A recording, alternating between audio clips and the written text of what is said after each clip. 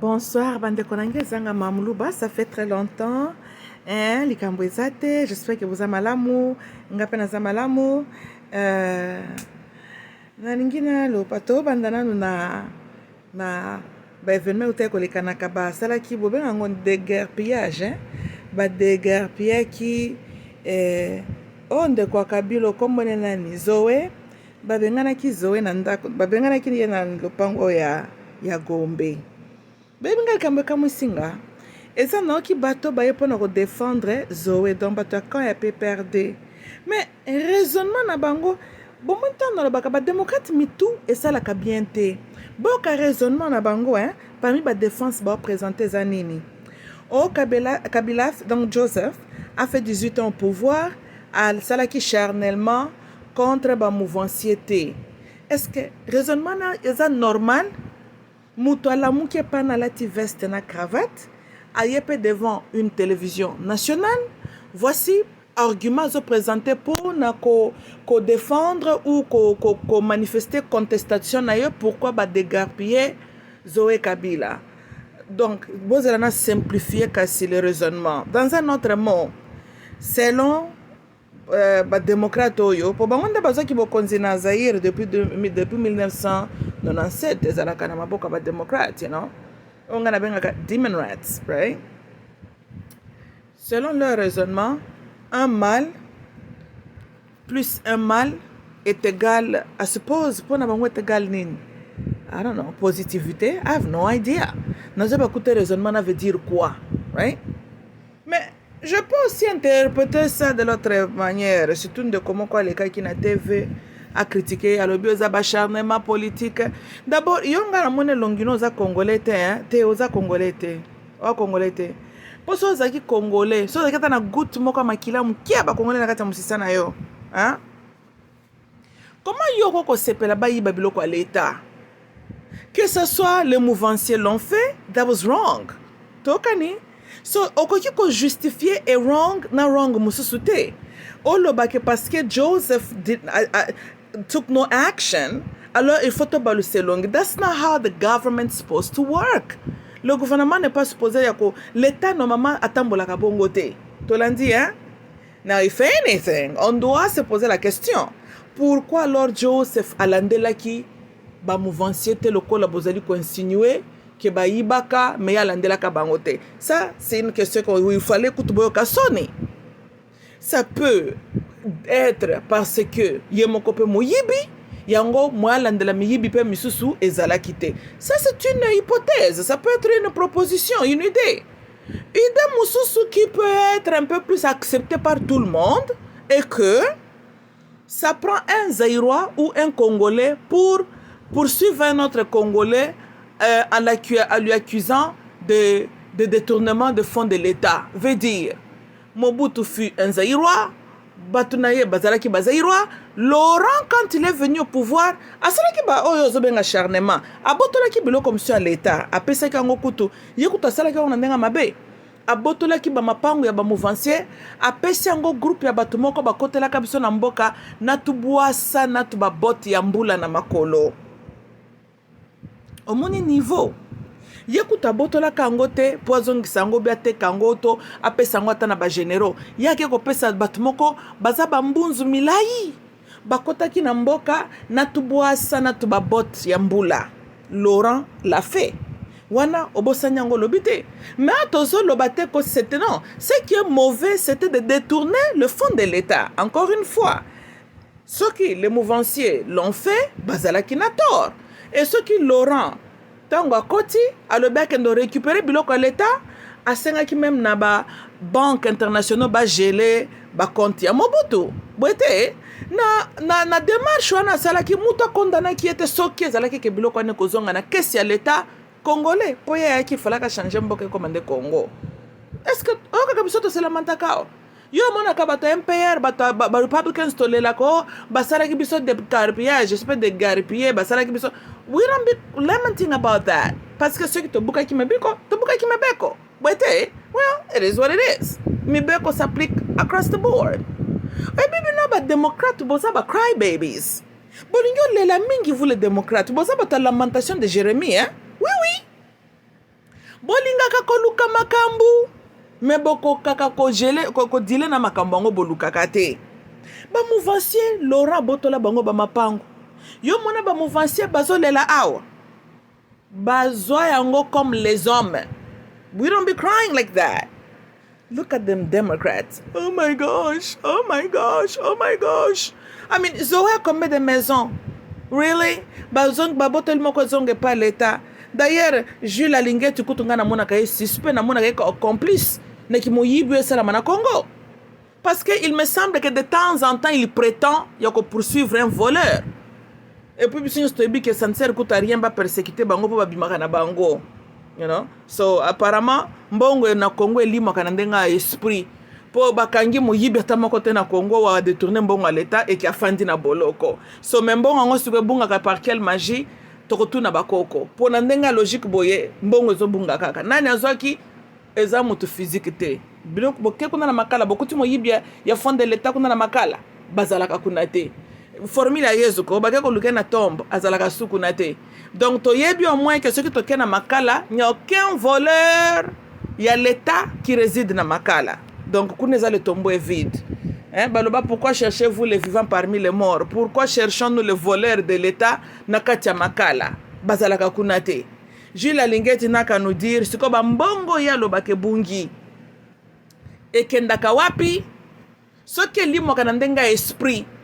Mais musala ya mukuna ba Moses Mbiye na mususu oya ba vaseline kombone ezalaka nani mikolo atiki vaseline yango zongi na circulation ngalo bi ba passer basé belé Jules akoko kendo Jules Alingeti akoko kendo consulter bango basambela ba éclaircir biso mbongo ebungaka na kesi ya l'état esprit nini yaka kozo yango parce que so bunga na ndenga normal te pona ndenga normal bato ya kangaka basana boloko te songa na moni zo bunga na ndenga esprit et j'exhorte na mukuna ulia koyaka kosala kasoba en tout cas mukuna mena ili makambo no lelote mais dossier ko kosambelela yango wana Moses Mbiye makambo ko sambele ezali ke nzamba la kisabiso Yesu Masia la kisabiso mbongo bunga kana kesi ya l'état ezo bunga koma parce que miyibi ba exista kate membongo bungaka selon Jules Alingeti.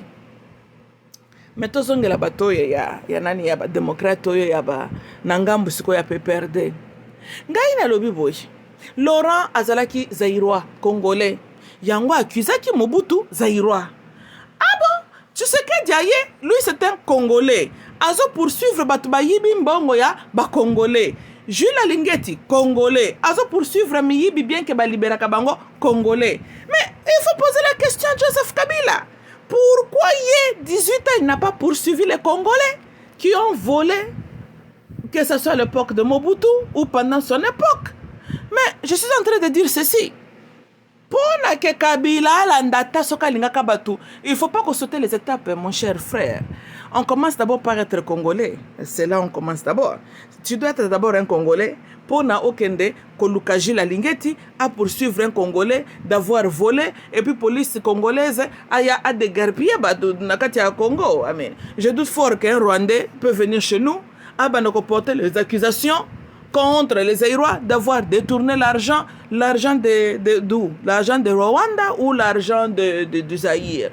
Je pense que mon cher, au réfléchir malamouté, votre souci, il faut que nous discutions na Kingakati. Il faut aller là-bas et poser la question à votre monsieur. Que, attends, comment est-ce que ton père Laurent, quand il est venu à Kinshasa, quand il a envahi le pays, parce que Laurent, personne n'a voté qui a envahi ce pays, ton père, le rebelle, qui avait envahi le pays en 1997, une de ses premières choses sur son agenda, c'était de poursuivre le mouvancier. A gelé bambongo, a beleli ba gelé ba bloka Mobutu, a ba mouvancier msusu basala kitala muizwa ya, a zuba mapangu na bango, tolala tolamuka tomona ba piscine, ba tiango zelo baloni matembele. Tomona batu na tubua sana makolo, batte ba tête d'oreiller na tuba botte bazolala na kati ba baignoire. On a vu tout ça là. Vous n'avez qu'à lui poser la question, mais comment son père quand même, akende ko boto le bloka ba mouvancier, mais yé mwana 18 ans atikali ko sala démarche wanate.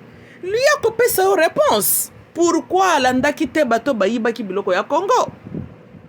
Si lui il se dit qu'il est congolais, si lui il se dit qu'il est le nôtre et qu'il est le fils de Mouzé, Mouzé azalaki mutu moko s'occupe totali à part ko envahir mboka, azalaki quand même mutu moko strict na logique moko boye. Boyete, mais apparemment son fils alandi lokola papa te, hein? Mouzé ayaki comment on dit, na discipline, hein? Que ce soit sur Makambia Masanga, Makambia Koyiba, pour redresser, parce que quelque part on reconnaît tout ce que Congolais au Kilakana Fimbo. Et Mouzé ayaki na ndenge wana. Mais son fils pendant les 18 ans, c'est le film où tout le monde a exercé et qui a théorisé le peuple quinois. Boyete, ouais, la chicotte de Joseph Kabila, c'était de semer le terreur parmi le peuple quinois. Right? On commençait avec son fameux général qui est Boma congolais, Kungana Braza. Général Kanyama, a Boma congolais, Zakanama Kila congolais na maboko na ndenga za la kawana. Qu'il devient pasteur ou pas, à Boma Moto. Oui, à Boma Moto. Et puis, Tolingi Souba pasteur à modèle Wana, on ne veut plus de pasteur meurtrier. Ngaïna lobby, hein? Yé nani Kabila, hein? Seule justice si tout le monde a ça c'était quoi? D'embaucher un Congolais à Teka Molimo pour théoriser Bandeko na Moko. Et c'est ce que nous avions vu. Mais tout na Joseph, pourquoi azalaki na courage kolandela miyibite entre guillemets? Pourquoi azalaki na courage kolandela bateau ya mouvancio ya monaki bayiba kité? À qui la faute? Alors, et la justice ne doit plus être servie parce que Joseph Alandaki ba mouvanciété. Mais posez la question, Joseph, pourquoi cela qui angoté? Il y a l'intérêt national Yamboka, peut-être il a regardé certaines relations personnelles. Parce que l'État ne devrait pas fonctionner comme ça. The Lady Justice is supposed to be blind. At least that's what they tell us. Que the Lady Justice est aveugle, right? Aza supposa koyeba richete, pauvreté, moulaïté, mokusete, moindote, pembete.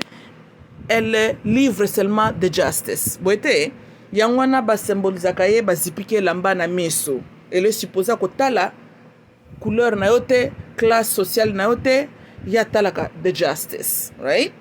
Mais ce qui les 18 ans de Joseph Kabila, the Lady Justice, bolongola ki lamba na miso ayeba ki kotala. Banani ya koko landela na banani ya koko landela te. À qui la faute? À qui la faute? Et n'a défendre UDPS pour des cas rares. Qu'est-ce que ça a à voir avec UDPS? Non. Tout ça n'est pas sérieux. Qu'est-ce que kokendeko? Ce qui est justice c'est telemi et lobby que bien oyo ezali à l'État congolais. L'État congolais, as we know it, a été établi officiellement. Depuis 1960, Congo était devenu un pays indépendant avec son propre gouvernement, moins sur le bout de papier, n'est-ce pas? Bon, ce qui gouvernement n'a mis beko na yango, batsomba babiloko na bango for whatever is the reason. Mutaza na autorité ni nyakwa ko s'accaparer na biloko à l'État a comme si yango bien privé na ye. Ceux qui pendant les 18 ans, son propre frère, entre guillemets, Alandela qui était. Ça, c'est aussi encore une infraction criminelle judiciaire. Mais tu as dit que l'argument n'est que nulle part pour Tshisekedi na Joseph Bazaba camarade. He's not fixing ya ko poursuivre for nothing. So tu as dit déjà angle wana nothing's gonna be done. Mais likambu ya zoe, right? And so maintenant tant justice a telemi, Lady Justice a telemi, devinons qu'Azalaka toujours aveugle, comme elle devrait être aveugle. Na ki aveugle na ye. Et Peli Zoé Kabila. Qu'est-ce que ça a à voir avec UDPS? Mais nous voulons quel Congo? Nous voulons un Congo là où Lady Justice est réellement aveugle. Nous voulons que Lady Justice azala réellement na elamba na misu na ye. Pona aye bakozala impartiel. Aye bako servir la vraie justice. C'est quand nous arriverons à ce moment-là, à ces places-là, que Congo sera aussi élevé. Congo sera considéré pays de droit. Hein? Tosolanda, pays de droit, on dépend que notre grande dame, la justice, elle doit être aveugle.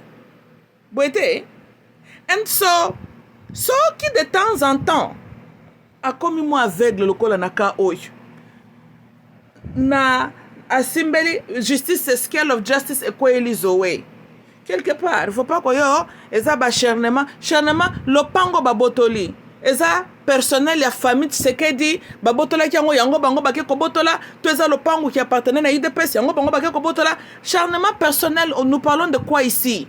Bien ya l'état siko nani mutaosala ki charnement, hein?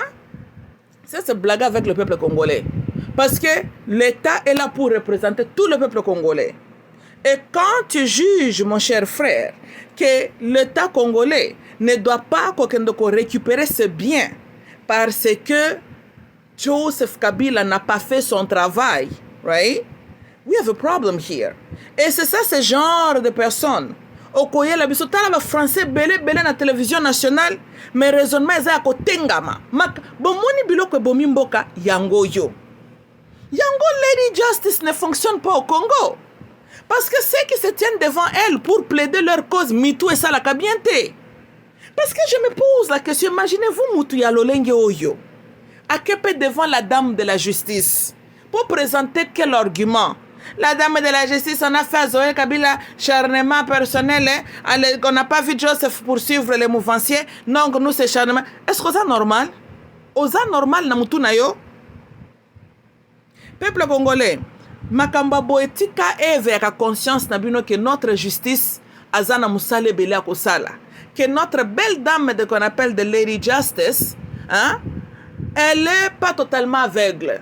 Non, au Congo elle voit parce que kozana batu apona kabanani ya ko poursuivre na banani ya ko poursuivre te. Elle ne devrait pas fonctionner comme ça.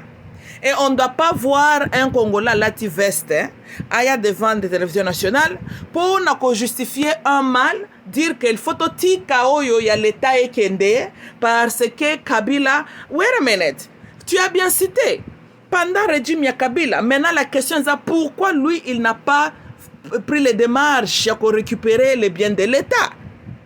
Tout cela là. Mais à ce moment-là où nous sommes, c'est ça le travail de Gilles Alingeti et de la justice. Parce que the justice, you know, n'importe statute of limitation na makamba kimoyibi kuneza ya combien d'années, mais justice azana ndenge na sela kama makambu na ye. Mais tolingi qu'elle soit indépendante, qu'elle soit réellement aveugle, impartielle, que ceux qui attendent la démarche na ye, ceux qui le lolobi to la muki, et que de Lady Justice atangi ata kombo ya Mobutu na résultat na ye, on aura quoi accepter aussi longtemps que le rapport n'est impartial et c'est crédible. C'est ça la beauté de la vraie justice. I'm a Republican. J'aime mon MPR. But, so qui Lady Justice a celle musala naye, alobi ba mouvancier ba yibaki boye mutu tel. Guess what? Et ça biloko l'État, il faut azala puni Lady Justice faut ba démarche na ya ko récupérer biloko ya l'État. Ce qui peut quoi ko mutumoko UDPS avec ko détourner biloko ya l'État. The Lady Justice doit faire the same thing. Et ce qui peut quoi que ezali batu ya peut perdre, Lady Justice doit faire la même chose. Quelque part na yoki mwa na mutema. Ba raisonnement ya bato bazo défendre Zoé, eza bato yo. Et c'est ça, ce genre de personnes, oh, bazala qui na ba position ko conseiller ba politicien ngo, yango mboka na ezo kene nulle part. Ba raisonnement terre à terre, ba raisonnement ezo komaka kate. Même Bible zoloba, c'est la justice qui élève une nation. Mais nous parlons de quelle justice? Ezaka ka ba papa moka mikolo balate la batu ba trop, je sais pas trop jeter, hein? C'est parce que la loi est écrite, mais c'est à l'homme d'interpréter la loi. Mais nous voulons que l'homme soit libre, sans une influence extérieure, sans peur, sans contrainte. Pour interpréter la loi, ndenge longobani. Et la dame qui représente Korwana judiciaire, encore une fois, Bissognon, celui qui a elle doit être impartielle. Ozalozali millionnaire, Ozalozali mobola. Soki Obukimibeko, elle choisit Yakolandela yo, Akosalango sans préjudice et Azosala Musala naye ndenge longobani. comme ça chaque Congolais si kazali mukolo mwana moyindo mopembe whatever avant yiba mbongo ya l'État avant la lamuka ko boma bato akomi kuluna akoyeba que la justice existe tokani mais dans un pays là où on doit se dire que non mon cher biso pe totika ki bino pe bolandela biso te mais attends tokeka na raisonnement na yo Chilombo azali chef suprême ya mboka il est le président right but na niveau Chilombo azanango bien qu'il est issu de la UDPS azali ko représenter UDPS te il est sorti de là mais il est le président des Congolais boete and so Lady Justice est tombée qu'en 2022 na musala sali et kweli Zoé Kabila. Ça pouvait être l'année passée, ça pouvait être dans 5 ans devant nous, 2027. Peu n'importe quand, Lady Justice allait se décider que makambo ya Zoé Kabila ekwe yango. That should have nothing to do with UDPS ou bien Chilombo. Not at all. Excuse me. Excuse me.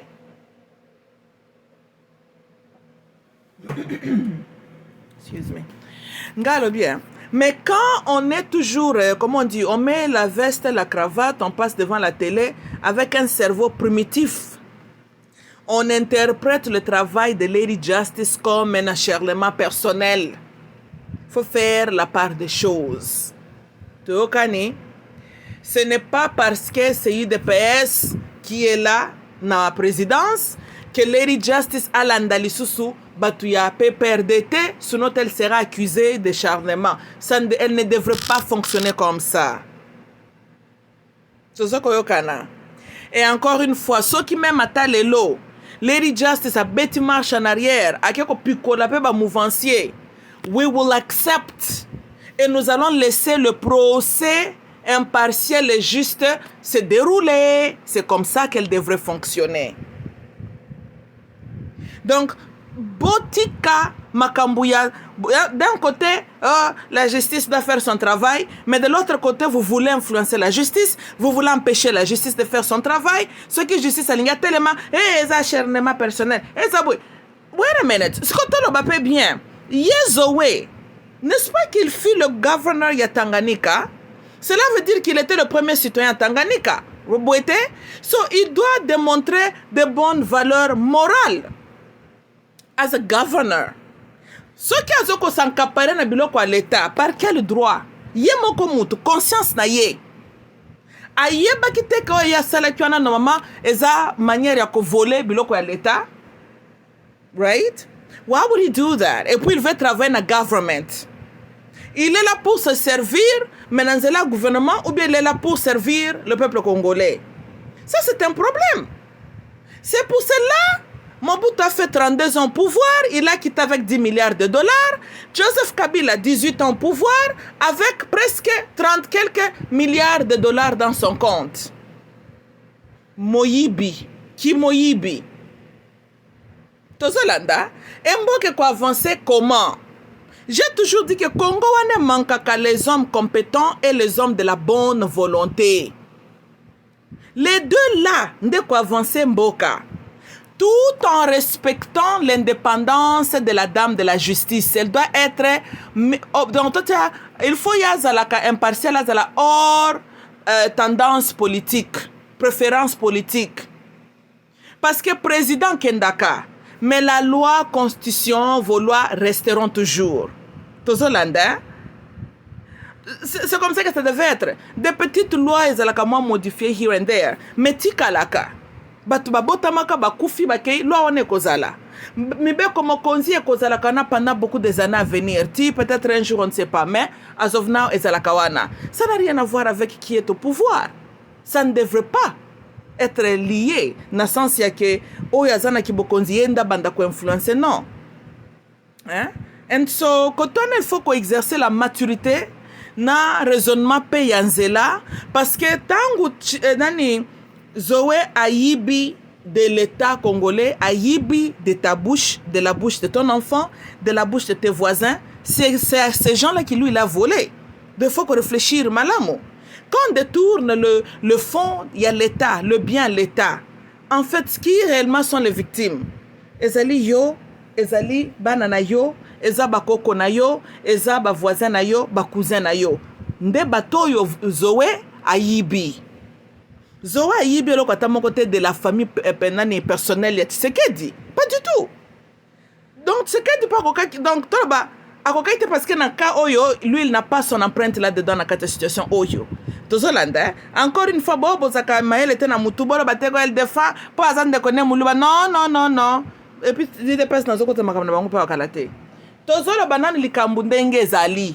Tolandi hein so qui dépêche quand même na cas oyo ceux qui bazala ki na tor nanga ki na loba mais na makambo yo moi j'exhorte que the Lady Justice à servir justice et je dirais que Zoé azaka kaye mon côté ceux qui tolingi penza tondima que oui Lady Justice réellement elle est indépendante elle fonctionne miyibi bazali ebele et puis nous voulons voir que tango bozoko bwila moto tolingi lisusu te 2 ans après abimi tolingi lisusu te bilima apparemment bilima bazo détournaka bambongo na bank ya mboka bilima bazo donc tolingi makambo te les pasteurs congolais bobenga Jules Alingeti bosambela pona ye bosambela la Lady Justice pona bilima batika koyiba po bilima nde bayibaka po jusque là baokanga mutu te tolandi hein voilà.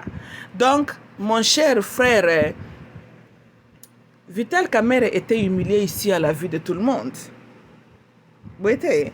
Est-ce que vous avez un gango charnement personnel ou charnement?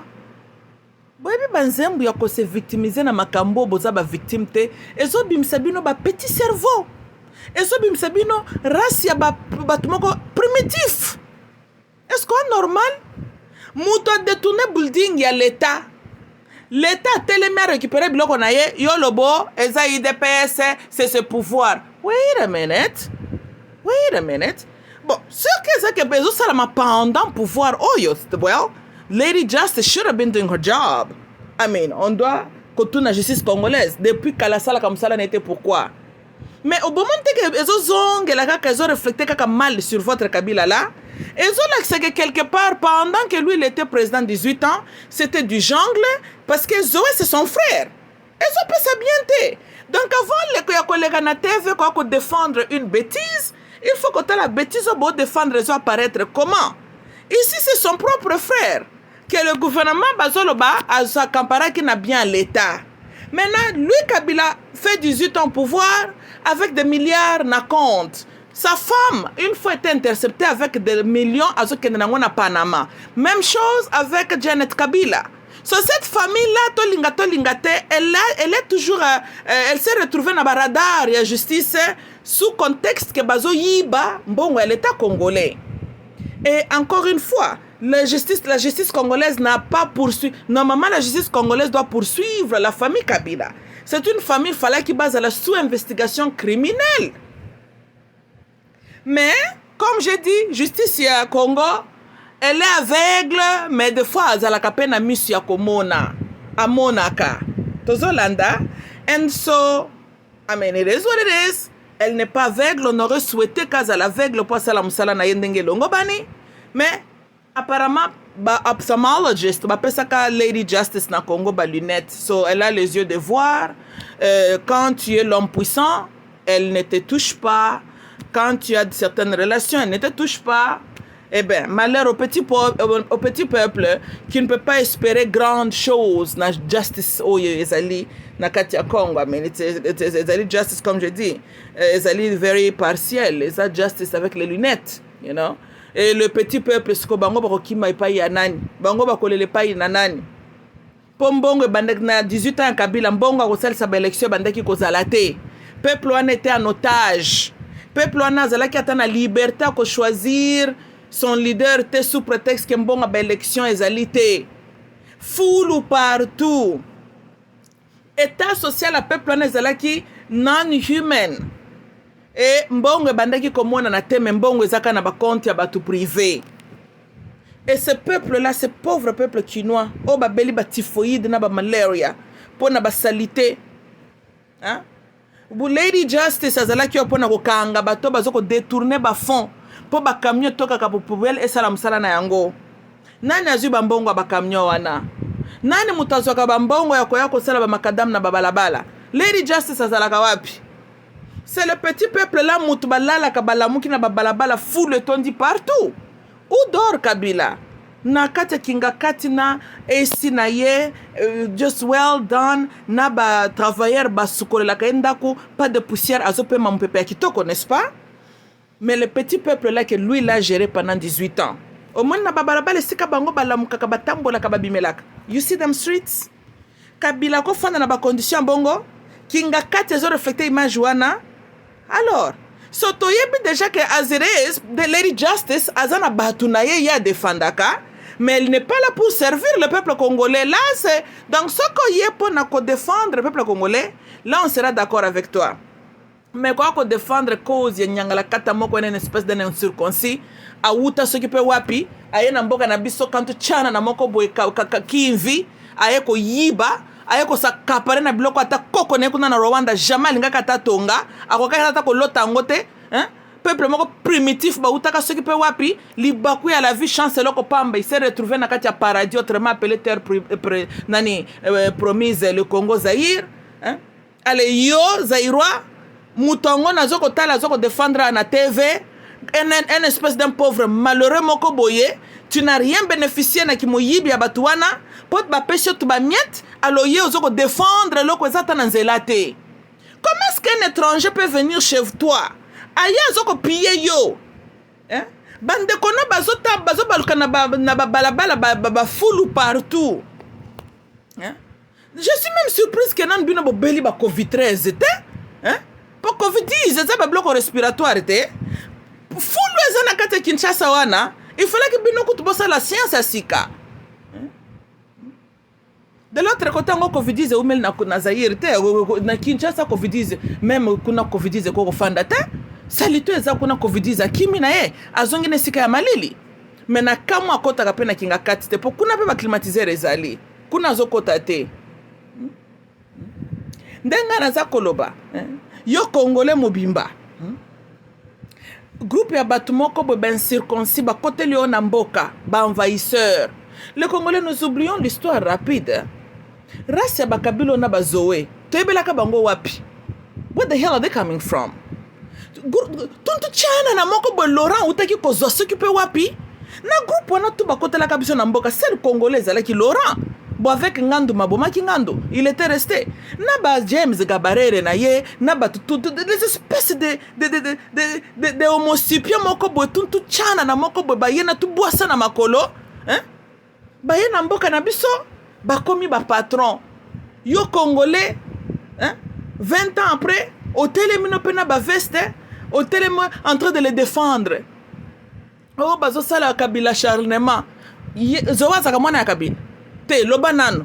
Justice yango congolaise asali nani charnement. Oh, un Rwandais qui vient chez nous s'accaparer des biens de l'État congolais. La justice congolaise se lève dans le cas rare, mais elle s'est levée quand même. Yo Congolo telemi et si yo na mutema. O eza koloka te. Eza koloka ma haute dimension. O normalité. Bomoni batolo lengo yo kumisa nzambe ke batolo kola babiso bototikali kozala ba présidente na Congo te. I sweat yo. Ngaso na ki présidente na Congo na tempérament nanga toza combien 92 millions tenga totika 10 millions. Ngana ngana sala bino monenge bukasa kuna na RCA kende ko bwaka ba infirme. Ngasko na ngana sala opération débarrasser nous de tous les bourricots dans le pays. Donc mututu IQ no se ka eza trop bas natio na avion. IQ eza na se natio na avion. Oleki na RTNC ba argument zanga tino koti na avion. Avion o mondenge bome makaba kuluna kuna na Kanyema Kasese. Oya nga avion na ngana ke omema bino kuna na Océan Atlantique. To komiana le bakitisi bino ba drop yo bum bum bum. Comme Jonas plaider kano e panzambe. Oui oui, nangana sala bino penza dans opération Jonas. Na tokine timtolokolo zo na RTNC ko tela ba argument zanga tina. Na position deux options parce qu'Afrique est entre océan Indien na océan Pacifique nani Atlantique na tunio omoni wapi na côté mungu hakuna na Indien ou bien na Atlantique yo poni. Mais une chose est vraie, yo zokota na une des océans, one of them. Yo zokota in one of them. Yep sanga kande which one you want. Mais bisika ngo kende kuna peut-être okolia ba mbisi wana ba peso mwa maile mukie parce que mafuta mbisi ezalaka pe bien pour na développement ya intelligence ya système nervositaire. Olia ba mbisi ozana besoin ba mbisi belé koto na bongo okoma mwa maile mukie. Vraiment, je vous dis, nangana ndo toka kapa nangana sala génocide, hein? Mais au moment de génocide ezalaka basé pour na betni ya batu super na ba race. Ngana ngaki na sala pour la première fois dans l'histoire de l'humanité génocide basé sur Kiburiko. Tout le Congo n'allait plus avoir le bourrico. C'est pour ça qu'on habite peut-être à 10 millions. Yep. Pour moyété. Tu peux avancer dans la réflexion à modèle. Tu peux aller nulle part. Si tu nous sers à quoi? Non, te garder vivant dans Katia Congo, tu nous sers à quoi? Pour Kabila était un cauchemar. Yena batunaye. Si ko yo moko frère nabiso donc inutile kutu la raison pour laquelle tu existais. Ezo bana kutu te posa mutataka na moko. Du n'ai jamais vu. Au moins que ce qui te ko bois ko kuna ata na mboucher fleuve Congo. Toko zala to rendre Congo un grand service. Oui.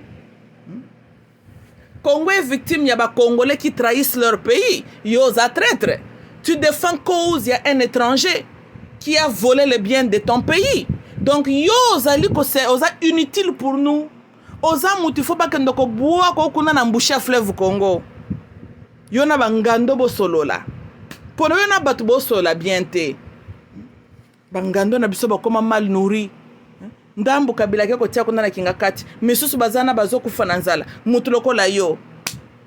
Mutu lokola yo. Nazo bate utilité non na vie ezalaka nini mais bangando bazo crever de faim. Mama mingi. Wana zo anga ba solution. Oui, ngana attendre la lady justice.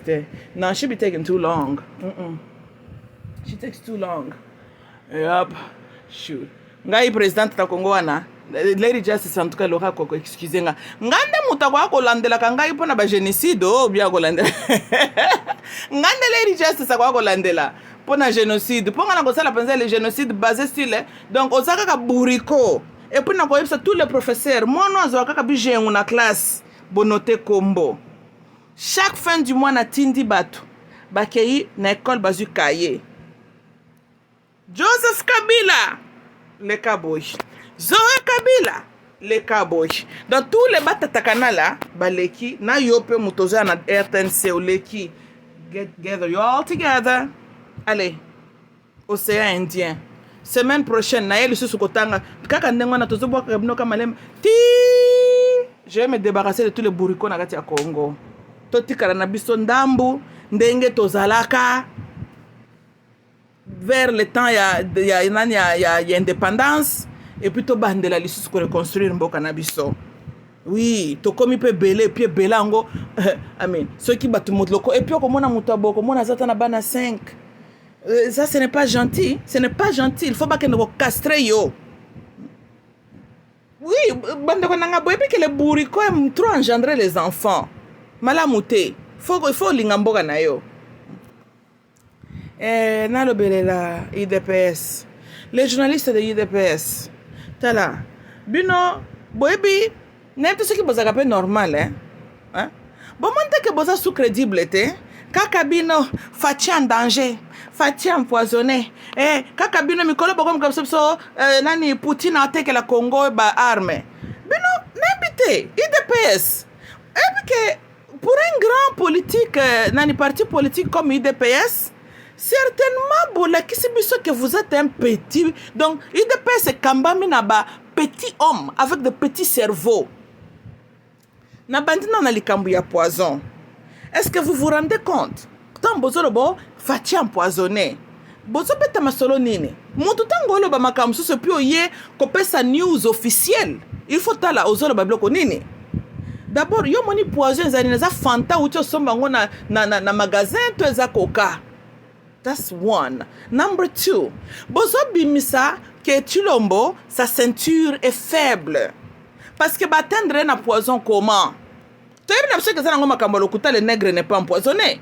Mais le fait même que bolobaka ngo na bagate na bozana mitu ya bata ide pesa lokola on dirait boza stable te mentalement. On dirait bino bokanisa que so bolo babloka bongo so bimsa chilombo victime et so bimsa chilombo vulnérable et so like ça que le Congo n'a pas le niveau d'un grand pays. Tozolanda parce que vous imaginez tola mko Joe Biden va empoisonner. C'est comme ça la Secret Service qui comment. Joe Biden a un médecin, n'est-ce pas? Oh, que l'État tient kawana landela ka le président. Boite. How the hell? Même moi à la cuisine à la Maison Blanche, bako checker yo. Tina bako kona yo. Make sure. Et puis ba caméra ça partout. Malgré cela, Secret Service ça na ba caméra partout. Right? So yo ko yanda na poison et bandi wapi pour ko kotiela lango président. Mobutu a sali 32 ans au pouvoir. Mobutu, vous ne me direz pas qu'il avait tout le monde aimé Mobutu. Mais poison, batela qui poison te comment? Hein? Fidel Castro ya pamba zala ki kokotia makelele contre les États-Unis kaka na simanda kuna biso. Si aye ba meka ko empoisonner l'âme de Lazare na ye. Mais ba toucher ki kaka sa personne te. Bino est-ce que bozo mona gravité li kambolo baka? Hein? Si comme Moussala ya garde présidentielle les anini. Bateau est chargé à surveiller. J'ose croire que là où dort Tshisekedi, caméras partout, he's supposed to be well protected. Et puis nous parlons de président d'un grand pays comme le Congo, Zaïre. Il a été empoisonné. Par qui? Laurent Batiela Karo pona kindumba na yemoko, il ne faut pas confondre les choses. Hein? Laurent ke kolinga mama mobimba mama sifa. Maman wana fatiguée de vivre. Elle n'a pas d'autre occupation sur cette terre. À part qu'on formuler ida ko tielaka papa moboko linaye le caro. Ça se comprend. Que Laurent mi bomi c'est ça na imprudence kindumbo na yemoko. Na ba émotion ko tengama. Il a fait arrêter ses voyous azaka kingakati kaka yemoko ulia bomaye atika kiye. Bon, il n'est pas là pour na ko savoir le pourquoi, mais moi nango de la prison ayeko comme président. Il a participé à un projet à Kokosalaye, opération na muwa musée. Bon, you know. Muza zalaki na makambu le Laurent zaki na makambu mususu ya malamu, mais côté wana zaki bon. Anyways, makambu côté na sama bele ya rapide yango wana. Mais wana zaki yemoko côté sécurité ne personnel il était zéro. Yango ba atteindre donc ba simba qui avec facilité, hein? Mais n'habite bozolo banabiso nini que tu l'ombo entourage neza il y a trop de trous, il n'est pas protégé bozolo baninyo. Mais c'est honteux. Vous êtes en train de donner une réflexion que bato baza supposé ko veiller sur la sécurité de Chilombo. Alors ba sala misala na bango malamu te. Soit moko na bango nda kozala za corrompu pour poison atteindre Chilombo, mutu moko na cercle na qui a l'accès à Chilombo, mutu kozala za corrompu. That's the only way. Et quand vous t'attaquez par un étranger, mutu ya pesi Chilombo poison. That's not how that works. Poison zali arme moko très très personnel, you know. Et seule manière poison kota na kati ya mutu, il faut admettre en in some ways. Boite nous ne parlons pas de mundu qui otelem na musiko beti mutu masasi. Nous parlons de quelque chose, il faut mutu ingest en in some ways, right? Si ko po Chilombo me la ta yango bona liquide, to ali yango ata na bafufuna nga kolia. Donc mutu moko alambeli azana accès na espace personnel à Chilombo.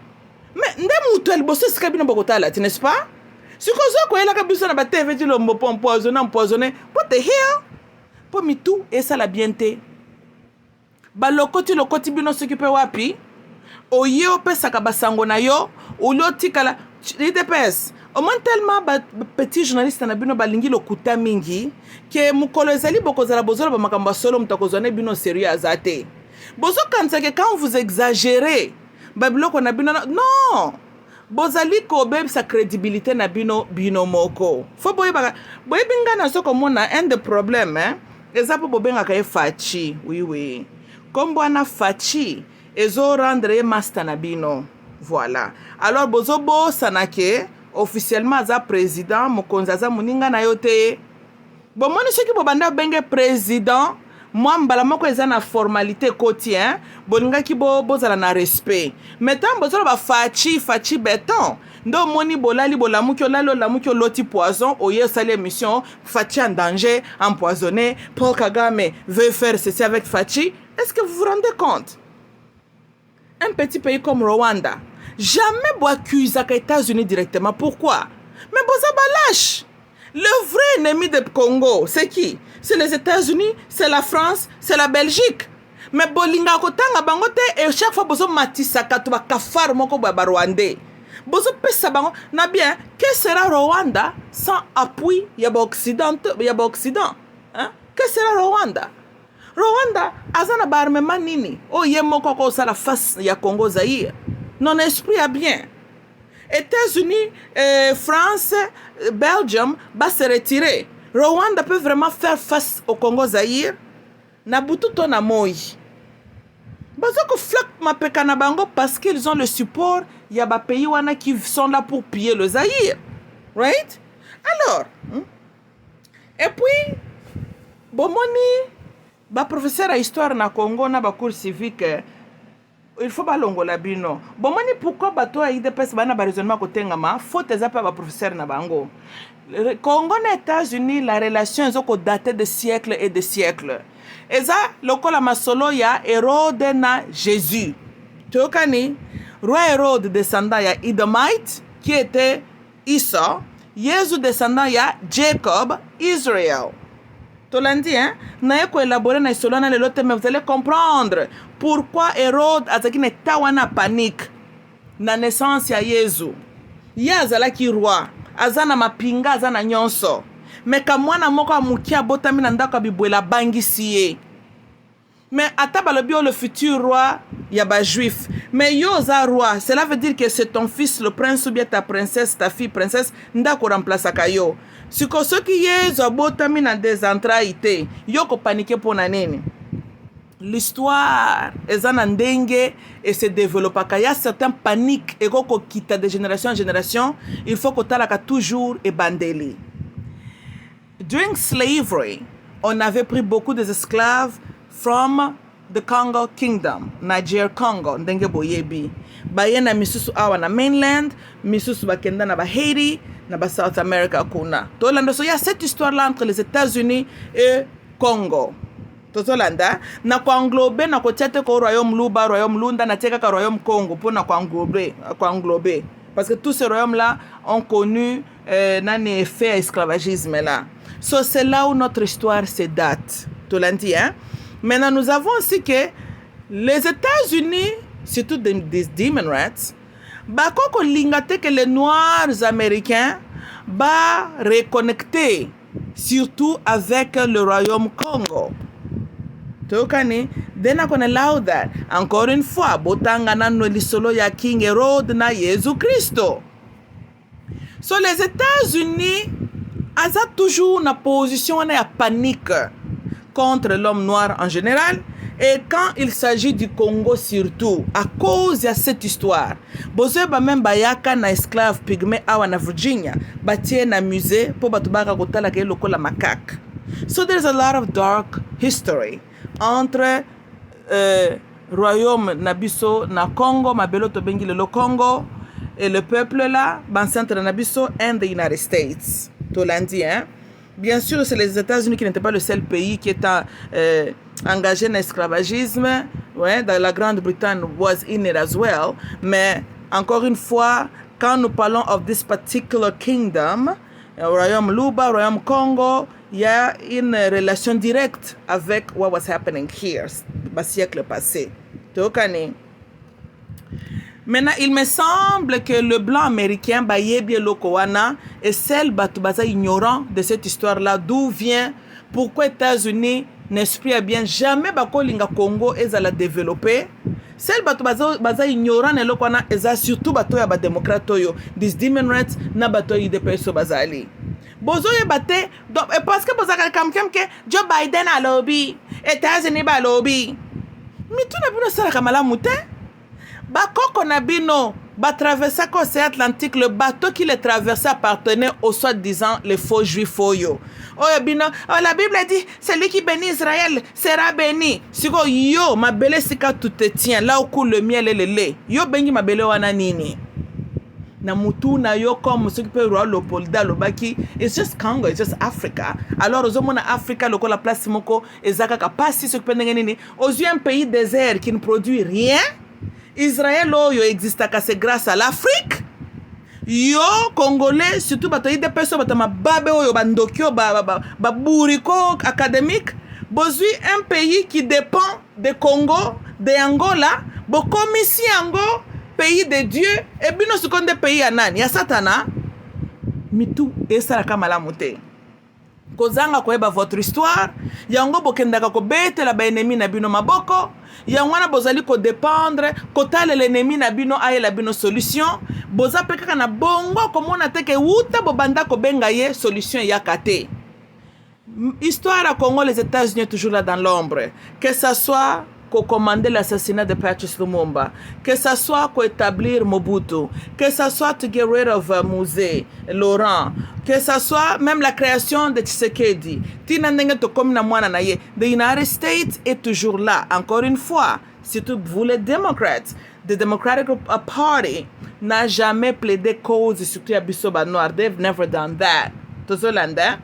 Mais malheur pour na biso zozala bandeko na biso surtout ba oyo ba embrassa ba socialiste ya ba démocrate oyo ba mona ka bango soki pe bazala kana réponse na biso na makambo nini Dieu seul que c'est na ebite faut la bozula ya ngom PV tozela kaka to mona pona no to moni pe solution yango te tozolanda.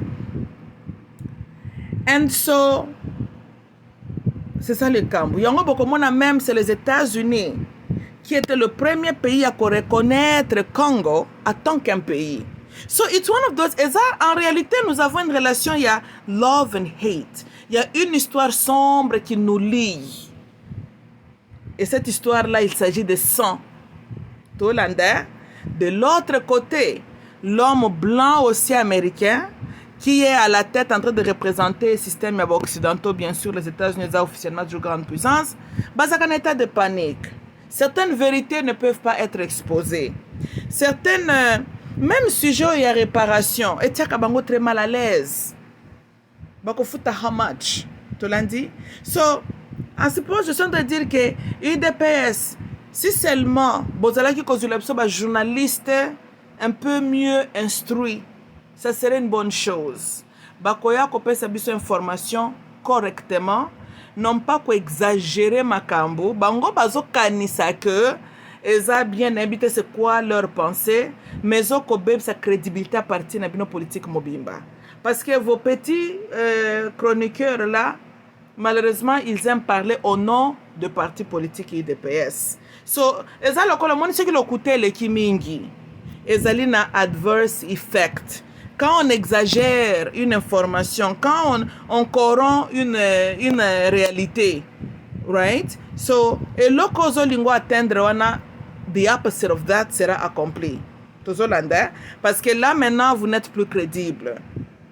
At least I know na koma soki na landa bino ne baka soste nani mutazo pesa information solo nani mutazo exagérer. Mais na yeba déjà net mikolo yo Poutine na otekela ba congolais minduki. Bon, c'est la normale mouké. Boy belo ko boy panzi saka crâne ya Laurent. Boy be sakini. Tango fungoli saki plante na uranium. D'abord bizalena ke ko somba ba arme na Corée du Nord, il commença à collaborer na Russia et puis na Cuba tango saraki a décidé qu'il y a sara mo rébellion contre ba parent na yo ba yakine na pouvoir, right? Et puis yo fungoli sa plante na uranium kuna na Katanga, ba lobby d'asset, right? Il fallait qu'il balobi faut to panze écran. Boité. So ils ont utilisé Kabila Oyo, Kagame et Mama Wanasifa et les Libanais basali opération tunamoa wa musée. Siko Chilombo. Batu bayene na kibokonzeza banani. Them same people, right? So vous imaginez Russia, but they need matériel na Congo pour solidify leur position as a grande puissance militaire, n'est-ce pas? Et actuellement, Russia est en guerre contre les États-Unis, on peut dire, mais à travers Ukraine, right? So, États-Unis qui est derrière Chilombo sous administration Joe Biden, Joe Biden est en guerre avec Russia, Poutine, mais en même temps, Chilombo est là en train de se promener. Poutine a zotin de la Chilombo ba armement. Il dépêche, ça t'a coûté bon mon akabatu baza bazoba. Est-ce que vous êtes normal? Pour le peuple congolais, cette information-là est fausse, it's not true. Pentagone, dernièrement, il fallait que batinda ba armement et qu'il y ait sa président na lokuta ya Ukraine. Ba armement n'est que se retrouver na Goma. Tozolanda, boyoka ki gouvernement congolais aloba makambwao. Nous avons appris cette information-là through Other World News nani channel. Ba voyo yo ya IDPS tu ba petit journaliste ya IDPS ba yaki kolobele langote. Tozolanda wana ils étaient membres ba le bel côté. Ni ye Chilombo lo bel côté parce que ça ba parrain na ye mutu ba sali biloko wana. Mukiete Toyoka M23 ba situkiao. Les armements que M23 ba utilisé pour tuer avec les Congolais. Oh kaka makambo uti kolekana ao. Mais e uti na Pentagone. Boete pendant guerre ya Ukraine. Hein? Kagame akosia o akoyamba ba refugees na Rwanda. Ba kotisi ba soda o ba yeti nangambo ba katisi frontière ya Congo. It's documented. Bino bomoni DPS ba lobele liango. Ba wana ba kolobele lango te. Me bazo la bino Putin azotinda minduki. Come on. Tozolanda. Okay. So peuple congolais, no joke. Bon, moi, ba bêtise on tout quelque part parce que bino moko pe bozali ko tolérer ango, you know. Même temps to beta kama solo les accords Chilombo a signé, les accords Chilombo a signé. Wait a minute. On doit se poser la question. Chilombo a signé qui ba accord when il était nani candidat présidentiel. So ces contrats-là doivent être invalides. Bete, quand Tozoluka président ba candidat bazalake belé, n'est-ce pas? Mais un candidat présidentiel n'est pas un président. Right? Si un candidat présidentiel a signé un accord au nom de qui? Au nom de quel gouvernement? Tolandi? So, un citoyen privé. En fait, c'était ça. Quand il était candidat présidentiel, il était toujours officiellement un citoyen privé. Pendant qu'on a présidenté. So, Ngai Mamoulouba, natie candidature n'a postulé, elle n'a qu'un abandi ko signé un contrat avec les compagnies américaines, françaises, canadiennes. Mais nous avons signé un tant que qui? Na titre nini? De l'autre côté, ceux qui vont examiner les Cambo bien à Boigna, ça doit vous interpeller que le Congo a toujours été dirigé avec deux gouvernements. Oh, Donald Trump a bien de shadow government. Parce que, biloko ebanda ki même uta époque ya Kasavubu. Le SIA, bazalaki déjà na Mobutu, so il était là en parallèle mais dans l'ombre. Et puis, comme il cambia siko babi misaye officiellement. Parce que Chilombo signé qui d'accord à tant que qui? Tout le monde qui Laurent signé qui d'accord quand il fut rebelle. Tant comme président, il a annulé l'accord. Il a dit non, l'accord est illégal, ça ne s'explique pas.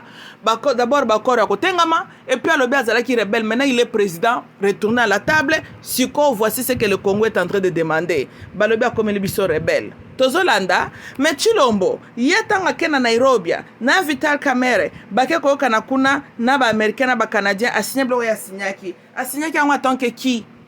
Et pendant qu'il le signait, Kabila était encore président. Tozolanda, bozoma na ba jeune nga ba sakana kanabiso, right? Et maintenant il devient président. Tous les jours on dit a signé ba accord, a signé.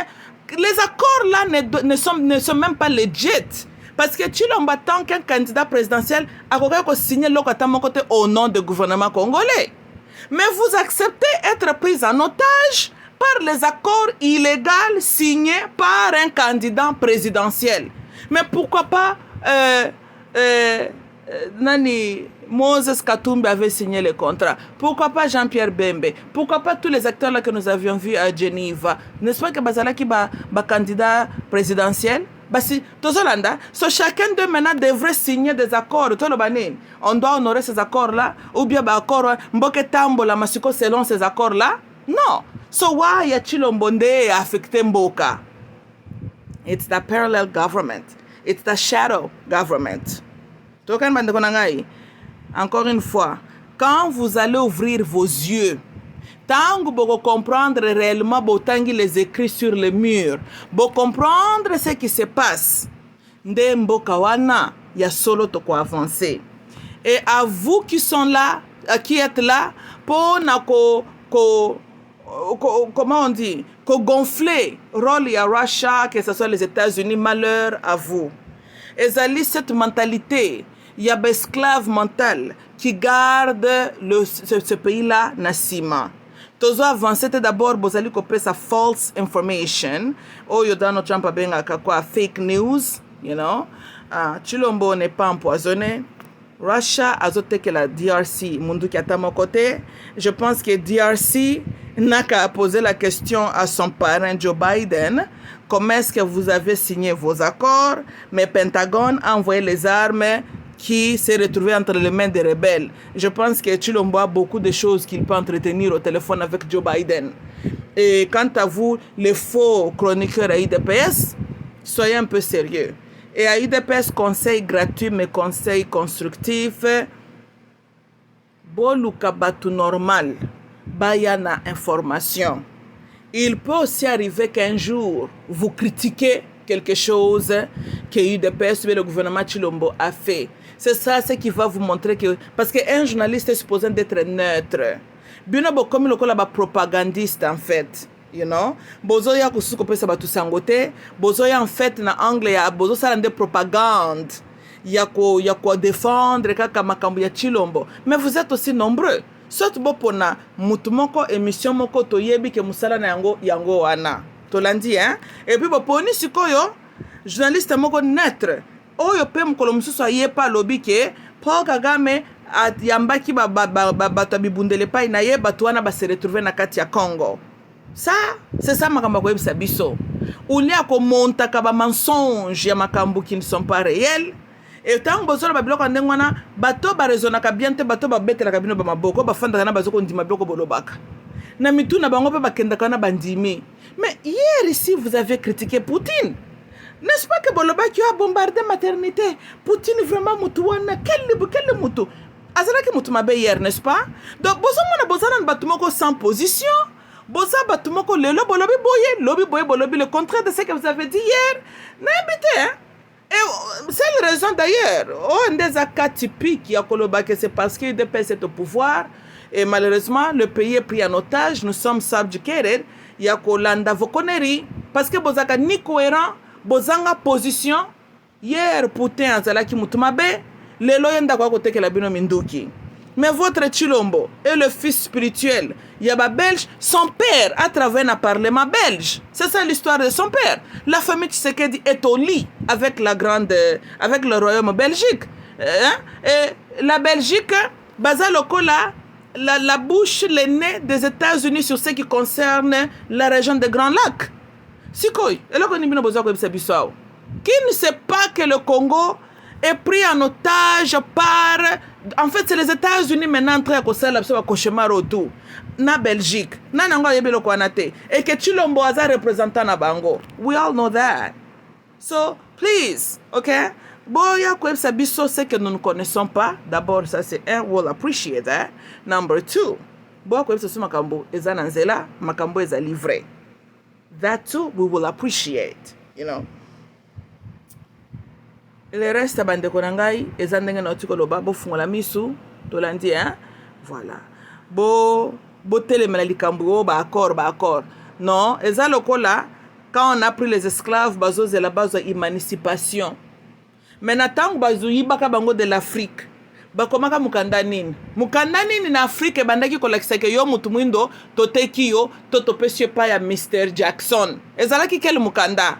Mais l'homme noir sous la plantation esclavagisme azolinga ko se débarrasser na état de wana tazozela que son maître blanc a payé officiellement une émancipation. C'est là où cette mentalité les a continué. Nous étions colonisés, tu invitaka ba Belge, tu invitaka nani Germany ba ko coloniser biso, right? Tu invitaka roi s'occuper Léopold II. So these people came Tozolanda, boom, et puis tobandi ko reconnaître leur présence, nous avions accepté ça. Les envahisseurs en fait. Tozolanda. Et aujourd'hui c'est la même chose, même bêtises ont continué. Mutawa kendo ko signer biloko na ye na manière ya nyamu na ba compagnie ne s'occuper banani en secret na molili. Et tous les pays, nous sommes agenoués sous prétexte à signer accord en tant que qui? c'était le gouvernement congolais qui a signé ces accords-là. Ça ne peut pas être parce que Kabila était le président. N'est-ce pas?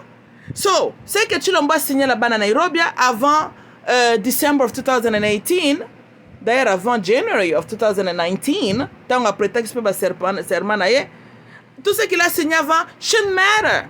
Mais vous acceptez Banyonga Bino au accord. Accord nini? Qui a signé cet accord-là? Tant que qui? C'est qui a signé qui n'engage pas le gouvernement congolais.